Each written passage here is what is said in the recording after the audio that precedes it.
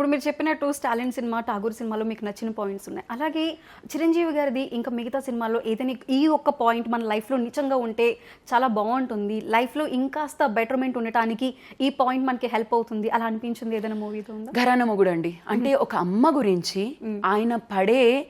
ఆయన ఒక మంచి ఉద్యోగంలో ఉండి కూడా అమ్మ గురించి, అమ్మ సేవ గురించి ఆయన వచ్చేసి ఒకళ్ళ దగ్గర మెకానిక్గా జాయిన్ అవుతారు. అంటే డిగ్నిటీ ఆఫ్ లేబర్. నువ్వు ఎంత చదువుకున్నావు అనేది కాదు, నీ ఫ్యామిలీ కోసం, నీ పిల్లల కోసం, నీ తల్లిదండ్రుల కోసం నువ్వు ఎంతవరకు ఇది వెళ్ళావు అనేది ఇంపార్టెంట్. సో అందులోనే ఆయన ఎంత ఇబ్బంది పడినా తన వైఫ్ని ఎక్కడ వదలలేదు. అంటే ఒక్కళ్ళ ముందర నీ అన్న వాళ్ళని నువ్వు తక్కువ చేయకూడదు ఎన్ని గొడవలున్నా. ఇది నేను ఆయన దగ్గర నుంచి అదే చెప్తున్నాను కదండి, కంప్లీట్ నాకు ఆయనలో కనిపించేది కంప్లీట్ ఫ్యామిలీ. ఆయన ఈ రోజుకి కూడా సంక్రాంతి సంబరాలు అందరితో కలిసి చేసుకుంటారు. అవును. అండ్ ఈ రోజుకి కూడా ఆయన ఎక్కడికి వచ్చినా కూడా ఆయన భార్య గురించి చెప్తూ ఉంటారు, సురేఖ గారి గురించి. సురేఖ లేకపోతే నేను ఏమీ చెయ్యలేను అనే ఒక్క సురేఖ అని అంటారు చూడండి, ఆ పదంలోనే ఆయన ఎంత ప్రేమ, ఆప్యాయత. ఈ రోజుకి వాళ్ళిద్దరూ కలిసి హనీమూన్ కపుల్లో వెళ్ళడం, దిస్ ఈజ్ వాట్ అండి. మన ట్రెండ్ ఫాలో అవ్వాల్సిన థింగ్ ఏంటి అంటే ఎంత వయసు వచ్చింది అని కాదు, మన కుటుంబానికి, మన వాళ్ళకి ఎంత దగ్గరగా ఉన్నాము. ఇది నేను నేర్చుకున్న విషయాలు. సో ఒకటి కాదండి, ఎవ్రీథింగ్. సినిమాలో ప్రతిదీ, ఏ క్లాస్ కావచ్చు, సి క్లాస్ కావచ్చు, బి క్లాస్ కావచ్చు, ఏదైనా కూడా మనం అందరినీ సమానంగా చూడాలి. అండ్ ప్రజారాధ్యం పార్టీ పెట్టినప్పుడు నాకు అప్పుడే ఓటు హక్కు వచ్చింది. నా first vote, I swear on God, నా ఫస్ట్ ఓట్ నేను చిరంజీవి గారికి వేసాను. అంటే ఎందుకు అంటే నాకు పాలిటిక్స్ గురించి కూడా ఏమీ తెలీదు, అయినా నేను అప్పుడు వేసాను. ఎందుకు అంటే అరే మా చిరంజీవి గారు. సో ఇదే మైండ్లో ఉంది తప్ప ఇంకేమీ మైండ్లో లేదు. సో వెళ్ళాను, ఓటేసాను, వచ్చాను. ఎందుకు వేసాను అంటే కూడా నో రీజన్ లేదు. నా ఫస్ట్ ఓటు హక్కు అది అంటే ఆయనతో ప్రతిదీ నాకు ఏదో అంటారు చూడండి, స్వామివారిని అక్కడి దాకా చూసుకొని వచ్చేసామన్నట్టు ప్రతి విషయంలోనూ కూడా అలానే జరిగింది. అలానే ఆయన దగ్గర సైరా నరసింహారెడ్డి సినిమాకి కూడా నాకు కర్ణాటక బ్రాహ్మణ్ రోల్ వచ్చింది. అంటే ఉరి తీస్తారు కదండి, ఆ టైంలో అందరూ ఉండి దెబ్బలాడతారు కదా, అప్పుడు నాకు ఒక క్యారెక్టర్ వచ్చింది.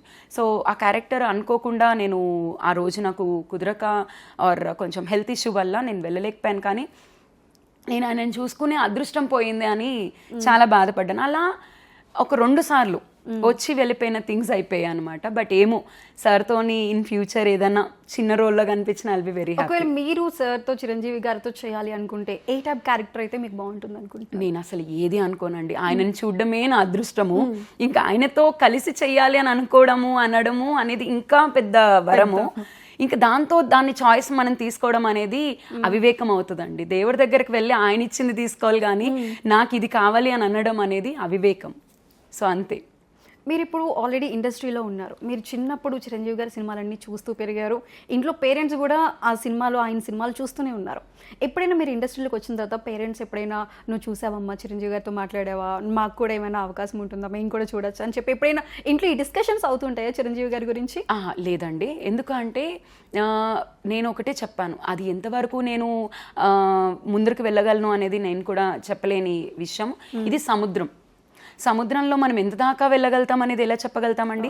సముద్రంలో అది మనం ఒక పెద్ద దిగ్గజాన్ని మనము అప్రోచ్ అవ్వాలి అనేది అది ఒక పెద్ద సాహసం అని చెప్పాలి. సో ఆ సాహసంలో మనం ఎక్కువ ఎక్స్పెక్టేషన్స్ పెట్టేసుకొని వెళ్ళకపోతే బాధపడే కంటే ఆయన కనిపించినప్పుడు దండం పెట్టుకుంటే చాలు అనుకునే స్థాయిలో ఉంటే చాలు. మా ఇంట్లో వాళ్ళు కూడా ఎప్పుడు ఫోర్స్ ఏం చేయలేదు.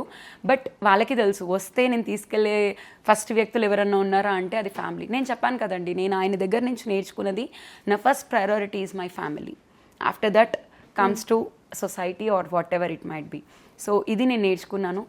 ఆయన హనుమంతుడిని ఎంతలా నమ్ముతారో నేను వెంకటేశ్వర స్వామిని అంతే నమ్ముతాను. సో నేను అంతలా ఆయన దగ్గర నుంచి నేర్చుకున్న ఇది ఏమన్నా ఉంది అంటే దైవ బలం, మన కుటుంబ బలం. ఇవి 2 నేను నేర్చుకుని ముందుకెళ్తున్నాను. మరి మీరు మీ తర్వాత మీ పిల్లలకి చెప్తూ ఉంటారా చిరంజీవి గారి గురించి? 100% అండి. ఆయన గురించి చెప్పడానికి అనేది చాలా విషయాలు ఉన్నాయి. అంటే మనము ఆయన దగ్గర నుంచి నేర్చుకోవాల్సినది ఏంటి అంటే patience, at the same time hard work, at the same time ఎంత పనిలో ఉన్నా కూడా, ఎంత ఇదిలో ఉన్నా కూడా, ఏది బయట వాళ్ళు ఎవరైనా వచ్చి ఏదైనా హెల్ప్ చేయాలనన్నా, అండ్ ఇండస్ట్రీ పరంగా ఆయన పెద్దరికం తీసుకోవాలని కూడా కరోనా టైంలో వచ్చినప్పుడు ఆయన ముందర ఉండి ఎంతమందికి సహాయం చేశారని అన్న విషయం ఆక్సిజన్ సిలిండర్స్ కూడా చాలా మందికి ఇవ్వడం ఎగ్జాక్ట్లీ చాలా హెల్ప్. సో అలా ప్రతి ఒక్కటి ఇన్స్పిరేషన్ అండి. అంటే రామాయణం చూసి మీరు రాముడి దగ్గర నుంచి ఏం నేర్చుకున్నారు అంటే ఎలానో సినిమాలు చూసి చిరంజీవి గారి సినిమాలు చూసి ఏం నేర్చుకుంటారు అనడం అనేది అంతే అవివేకం అనమాట. అంతే.